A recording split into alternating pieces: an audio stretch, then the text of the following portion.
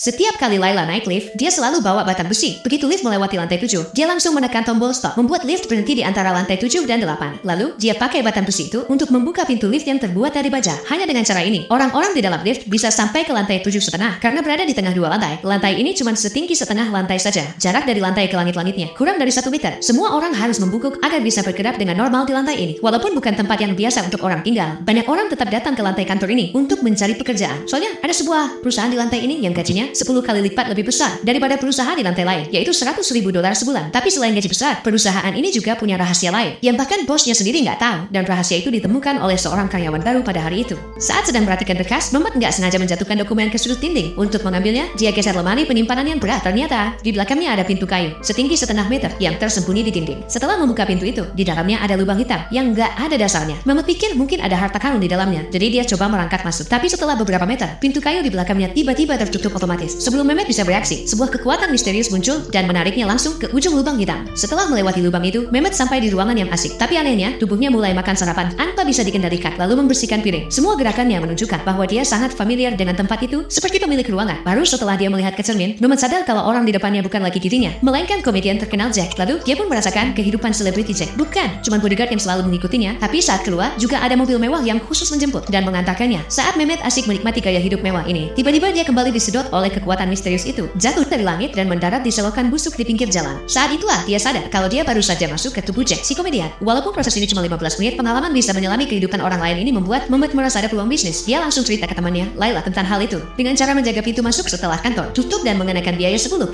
per tiket dengan gimmick. Merasakan kehidupan selebriti, mereka bisa cepat kaya. Tapi Laila nggak percaya dengan hal aneh seperti itu, kecuali kalau komedian itu ngajak dia kencan. Untuk meyakinkan Laila, Mehmet merangkak lagi ke dalam lubang hitam itu. Tak disangka, kali ini dia bisa mengendalikan kesadaran Jack, jadi dia langsung ambil telepon dan menelepon Laila, berhasil mengancamnya kencan. Saat makan, Mehmet mengungkapkan identitas aslinya. Saat itu, Laila akhirnya percaya dengan keberadaan lubang hitam itu. Laila lalu menggunakan keahlian pemasarannya untuk menyewa seorang reporter. Mereka berencana agar reporter itu merasakan keajaiban lubang hitam ini. Seperti yang mereka duga, reporter itu akhirnya masuk ke tubuh Jack dan merasakan 15 menit kehidupan selebriti. Hal luar biasa seperti ini jadi berita besar buat seorang reporter. Dengan promosi besar-besaran, lubang hitam ini jadi perhatian banyak orang. Setiap malam, antrean panjang terbentuk di pintu masuk perusahaan.